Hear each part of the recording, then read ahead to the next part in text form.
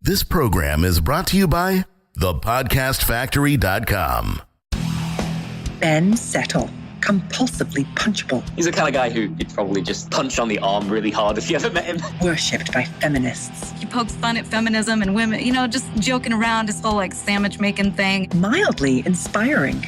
Yes, I recommend the Ben Settle Show, and anybody who isn't on it, that's their own loss. Somewhat authentic. Ben is a very distinct personality. There's no fluff. I can't stand fluff. Syrupy sweet. Tells it like it is, and sometimes may not be the most polite manner, shall we say. Kind of useful. So I have spent tens of thousands of dollars on coaching and masterminds, and I've learned more from Ben Settle's podcast than from any of that. Semi-intelligent. Ben sounds like a crazy guy at times, but he's one of the smartest individuals in marketing I've ever met. Mostly forgettable. He's always in the forefront of my mind. The BenSettle.com podcast begins now.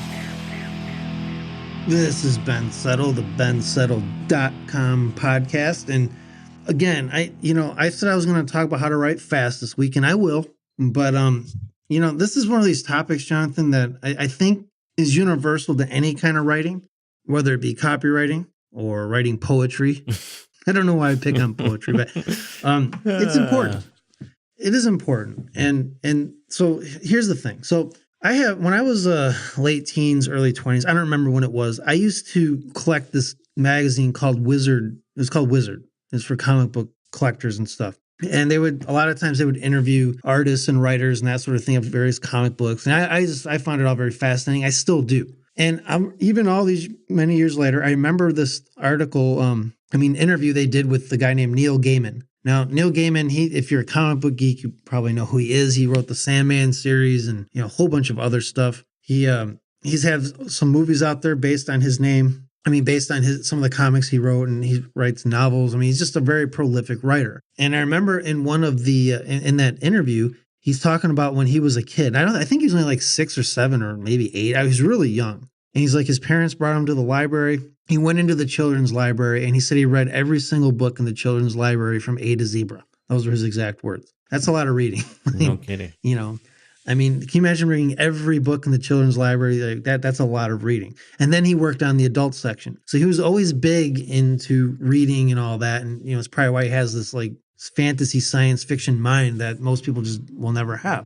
Well, fast forward several years later when he was in high school, and he said the high school guy, and I'll bear in mind, he lived in England at the time. I believe he lived in England or whatever. Yeah, England. And he said that his high school counselor said, so what do you want to be? Like it was some kind of career day. What do you want to be? What do you want to do when you're an adult? And he says, I want to write American comic books. And of course, the counselor's like, what the hell does that mean? They don't even know what that means. Like, well, maybe you should learn plumbing or something. So, he didn't let that, there was a little gamesman. You could say that was gamesmanship, if you want to call it that. That's another example of it, is counselors and stuff trying to gamesmanship you down what you really want to do. Well, anyway, so he said, well, I guess obviously if I'm going to learn how to do this, I should get into the publishing world somehow. Like this was his mindset. He was like, obviously no one's going to help me, show me how to write American comic books at high school. So what do I do next? So he said he got on the phone. I don't know if it was like right after that when he was still in high school or not, but he got on the phone and he said by the end of the day, he had sold 2 unpublished articles to local newspapers, just getting on the phone. He didn't even have anything written yet, but he had sold them already. And he started writing. He had to do a lot of writing. And I guess what he did was he wrote a whole bunch more articles as a reporter and that sort of thing. And his lesson was there's nothing better for a writer to do than to have to write a couple 100,000 words under really tight deadlines, like you would get in most publishing jobs. He said that was huge for him, was all this writing, and it really made writing faster for him and better for him and all that because he had to do it. So I guess you could say it's like anything. When you exercise anything, you get stronger at it. Well, now, fast forward many years later after that, Jonathan, and now when I was, in fact, this was 2010, the week between Christmas and New Year's of 2010. That year I had gotten screwed over by one client where I was doing a lot of work for them, a lot of writing, a lot of emails, a lot of sales letters, and I didn't really get paid much on it. They kind of, it was my fault. I didn't really read the deal correctly, and I didn't realize they were trying to screw me over from the beginning, but whatever. I think I've told that story before. So I had that happen, and then I went into and had made another similar arrangement with a biz op company where I would write everything, whatever they needed writing done. And I got like a base fee of like $5,000 a month plus 1% of the company's sales. And I was actually doing pretty good money at that time.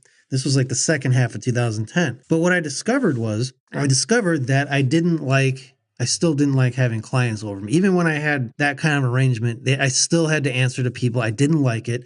No, I like the people. Don't get me wrong. I actually like these clients. To this day, I'm still friendly with them and everything. But that's when I realized I don't want to be, I only want to be my own copywriter. And so the week between Christmas and New Year's of 2010, I put together a business plan. Jonathan, I said in this business plan, here's my goal. By the end of 2011, I want to be only writing for myself for my own products. I don't want to be anyone else's copywriter. I want to only be my own copywriter. And so I had a friend at the time who, now, he had built a very interesting business using just easing articles. He was in the weight loss niche using a pseudonym, and I won't say who it is or anything, but very big name in the weight loss niche. And he had built a $70,000 a year business, just putting up I think he put up like 1,100 articles or something on a couple of the big article sites like easingarticles.com. And he built a $70,000 business. Like for 2 years or something like that, he said he didn't do a single thing. He had this very simple business plan, an opt-in page and a sales letter. PayPal is how he took money. He made like 5 sales a day of a $20 ebook, and he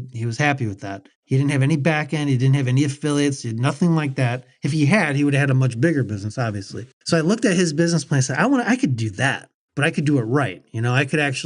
I would have a back end in place and all that, and I would make way more than $70,000 a year. And I thought, this is what I'm going to do. So I decided to get into the prostate niche. People have prostate problems, which is a very good health niche to be in. I mean, any health niche would have done, actually, but that's the one I picked. Quickly wrote an ebook and sales letter for that ebook within like a day or two. And then I proceeded to do what his plan was, which was, I'll tell you how much writing this was. So not only was I writing all the sales letters and emails and video scripts and splash pages and all this for my client at the time that had me on retainer, which was a lot of writing, by the way. But I was also writing my own daily email at bensettle.com, and I was editing my crypto marketing newsletter. That was the print newsletter I had at the time. And I was doing all this writing for the side project, which included writing, between 10 and 15 articles a day usually, in addition to 4 or 5 autoresponder messages, because I was building an autoresponder up, and 2 or 3 or 4 unique articles just for the blog I was posting up, because his system, you wanted to use SEO with your blog in addition to these article sites and all that. So needless to say, I was writing probably 20 things a day on average. And this is when I learned that you have to put the first hour of your own day into your own stuff, because if I hadn't, I wouldn't have done any of this. But I always put the first hour in there at least. Then I would do the other people, the client stuff, and I'd go back to my own stuff. And I was like in a haze. I mean, this was like barely any sleep at all. I did this for a month and a half, from January to mid-February of 2011. I don't think I slept much at all. I remember walking around like I was hallucinating. Like you're just in that weird spot where you don't know if you're asleep or awake, and you're just kind of in this weird different world. I don't even know how to explain it. I'm not even sure how I got through it, actually, John. I don't think I slept more than an hour or two every night for like a month and a half on average. And, so be it. And so I did this. And about a month and a half in, I started seeing results. I was getting like 2 or 3 sales a day of this $20 ebook I was selling, which doesn't sound like a lot, but think about this. Had it worked the way it was supposed to, I would have been doing, 5, 6, 7, 8 sales a day. And I could easily have lived on that. I could easily have lived on $100 a day, in sales. At that time, especially when you combine with the other stuff I was doing with my bensettle.com stuff and those products. And I would have been off to the races. I would have had a good base in there, and I could have built from there. So I was doing it. It was starting to work, and it was all based on pure SEO. I was getting these without paying any type of paid advertising or anything, just using like easingarticles.com and like 1 or 2 other article sites and this blog I had put up and the emails I was writing for it. And I was off to the races. And then halfway through February, I said, I'm taking a vacation, Jonathan. I said, I'm done with this stuff.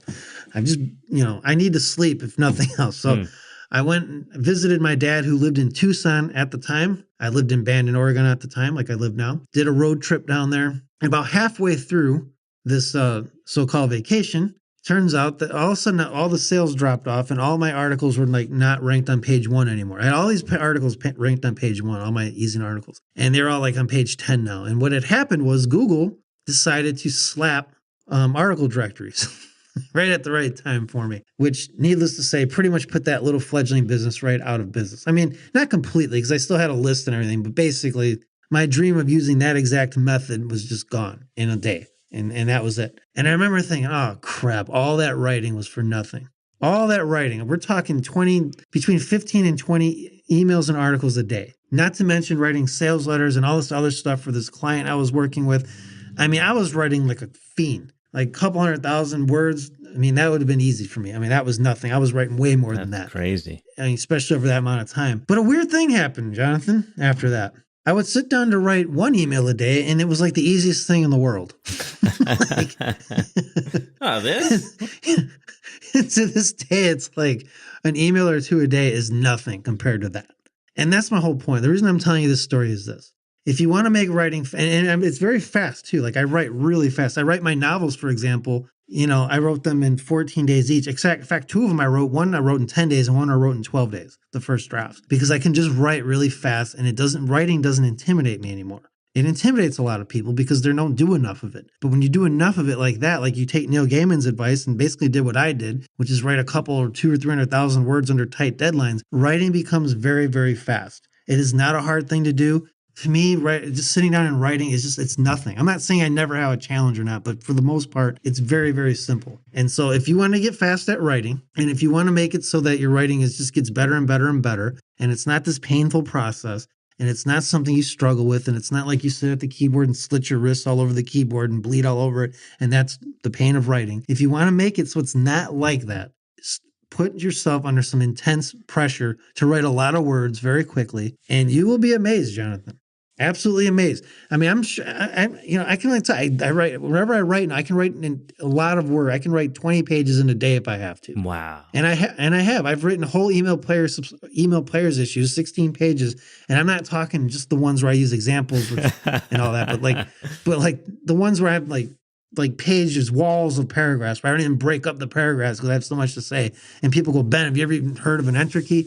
It's because of that experience. I could never have done that without this experience. And, it's funny because it's not just writing. But I remember many years ago, I dated an emergency room doctor. And she was talking about how when they're doing their residency or whatever they call it, where they're like working in the hospitals and they don't really sleep much. And yet they're doing like high level like procedures on people on like 2 or 3 hours of sleep every night. She said that is where you really learn how to be a doctor. That's really where you're learning all this stuff. It's all this under pressure. And now when you do it, when you're not under all that pressure and you're not having to work all those hours, you're actually really good at it and you're much more calmer at it and more confident at it. And it's the exact same thing with email. So, that's all I can say. I mean, tired doctors don't lie, Jonathan. Dead doctors do, but the tired ones don't. And, I don't know. You've probably had some experience with, I'm guessing you've written a lot in a very short period of time. Yeah.